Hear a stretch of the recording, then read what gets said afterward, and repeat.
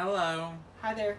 I'm Randy, And I'm Steve. and welcome to another episode of Cinema Therapy. Yes. This is Final Destination Bloodlines. number 6.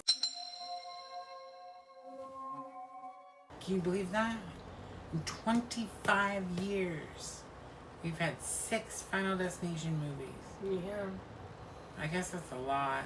That is actually yeah. Who knew that franchise would last that long? I didn't even, that's that was a surprising one, but at the same time I can see why, and I'm glad it did because we got into some pretty good installments of the franchise the course of the years, and some of them have been kind of scattered in quality too, so Yeah. this one was really good. I think it's interesting because this is not linear franchise in terms of its quality.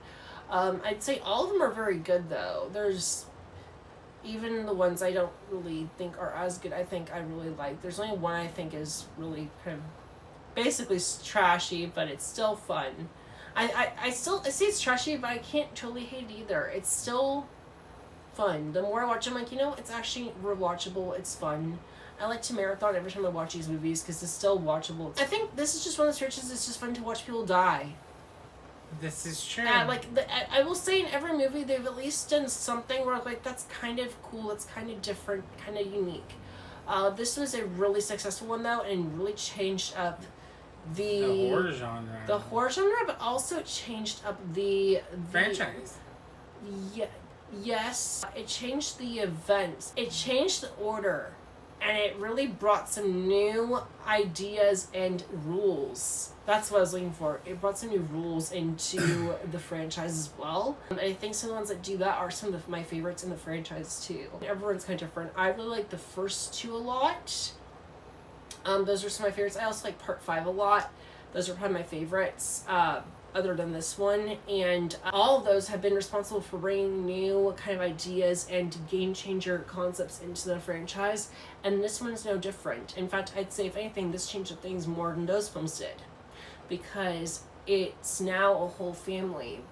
The premise is back in the late 60s, I believe, early 70s. A young woman is going on a surprise date to the Skyview restaurant, which is like a space needle kind it's like a needle ripoff basically, but really cool. Not in a bad way. It's like the needle though, and it's actually very like almost identical.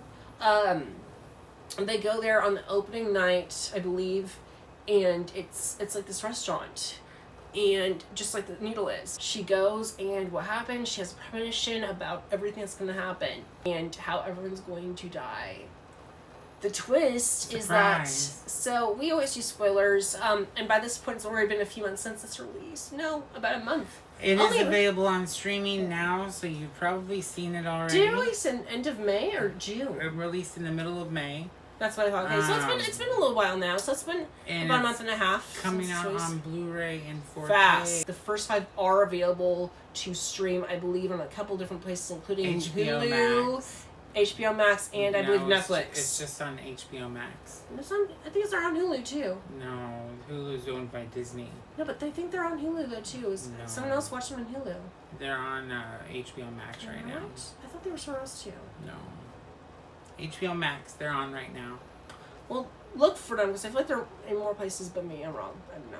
Anyhow, look for the first 5. They are out somewhere to stream. Anyhow, going back into this. But the very beginning of this one, is his favorite opening, I think. It's almost. It is my favorite opening of the franchise. This is, I think, one of the best acted opening. I think, honestly, the opening of itself is possibly the best acted thing in the entire franchise. Just the opening alone is probably the best acted thing. I'm not even kidding. And that fucking kid with the penny. I think the whole atmosphere, the way that it was shot, it felt like a big budget movie, the way it was actually visually shot. It was gorgeous.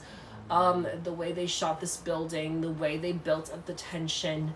It starts off without a title card even. It just jumps right into this couple who's going on a date. They have the music, they set the tone for the time period, and they're off, and they even do like references to all these other Final Destination movies in such a short amount of time in the opening sequence there. It was great. And all of a sudden they get in line to go take pictures, and they start hearing Ring of Fire play. She survives the beginning. After everything goes down in the beginning, it's basically just the same thing. Something happens, tragedy occurs, even little like nods being made to how things are going to happen.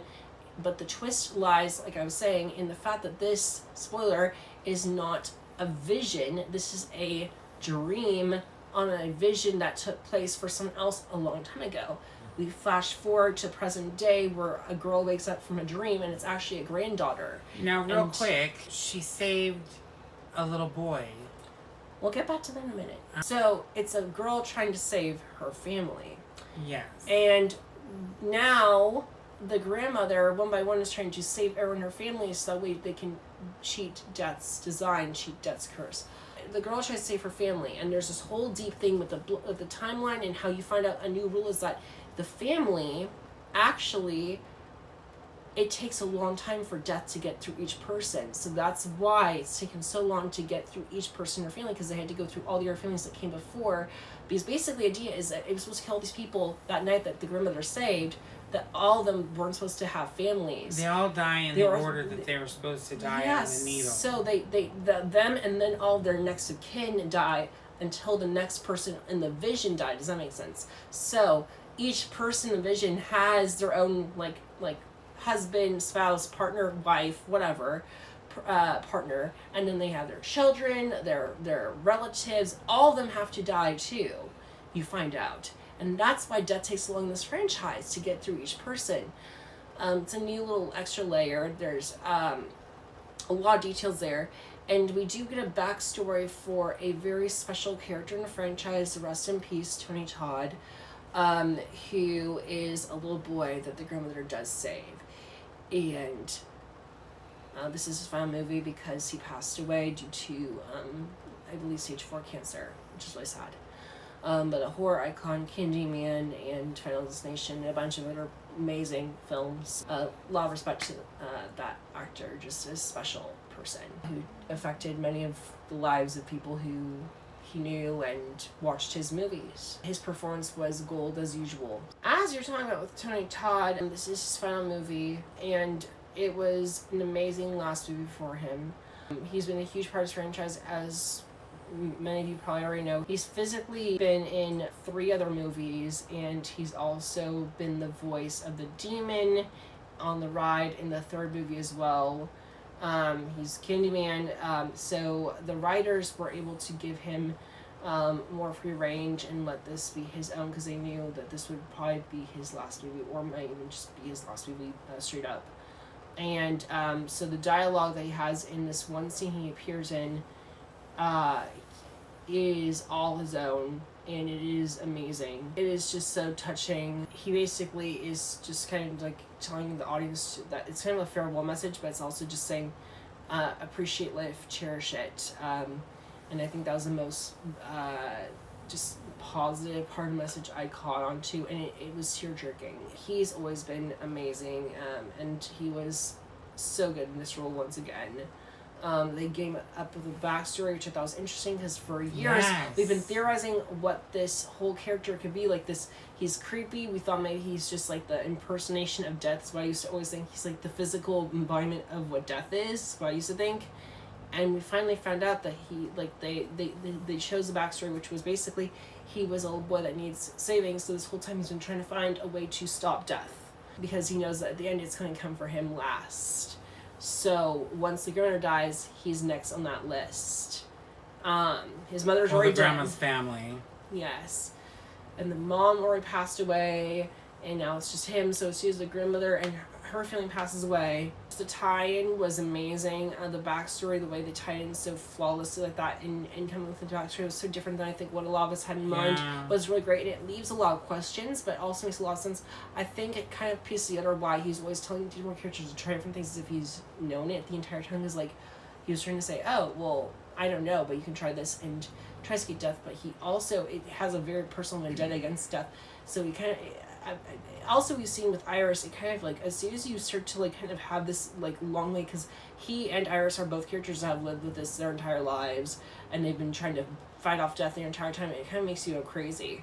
So that's why he's so crazy in these movies, and why he just has like he's just such a kind of eerie, kind of scary kind of person, because he's just like the whole concept of trying to escape his own death has been so traumatic for him this entire time, and it's been constantly dreading it. And so I think eventually it just makes you snap, and you kind of turn into like this crazy person trying to constantly outweigh death. So Iris locked herself in and barricaded herself, whereas he decided to constantly put himself around dead people by working in morgue and trying to figure out and try to get closer to death and understand the principles, try to help other people out with it as well. And so it's very interesting. But the story is really good. The cast was great. And there are some new fun deaths in this movie. Yes, a lot of CGI was used in this movie. Yeah. So no practical effects, really. That was the one thing about the deaths I didn't love. Yeah. I kind of went the number 4 route with all that CGI. Yeah, that didn't look the best, but I think the deaths themselves were creative. The deaths were cool. They were cool. Some of them looked pretty good, especially a couple of them looked really good. Some of them didn't look that good, and then some looked really good, but yeah, some of them looked pretty bad. But you were still on the edge of your seat wondering how they were going to die. Yeah, and it was... Like, was it going to be the glass? Or was it going to be the lawnmower? Or was it going to be the trampoline? Or was it going to be the rake? You were just, like, wondering who's going to die first. This movie did a nice job blending a lot of different emotions all at once, of just kind of being humorous while also being kind of scary and also kind of emotional. And also the beginning, I'd say up until the middle, had towards close to the end, had really good suspense. I'd say towards the end, I think they started to feel rushed, and they kind of sped up the process, and it felt like they were just trying to get everything done, which I'd say was a little bit of a hindrance, but it was still really good. It didn't take away from the movie. I'd just say that one or two deaths felt a little bit rushed.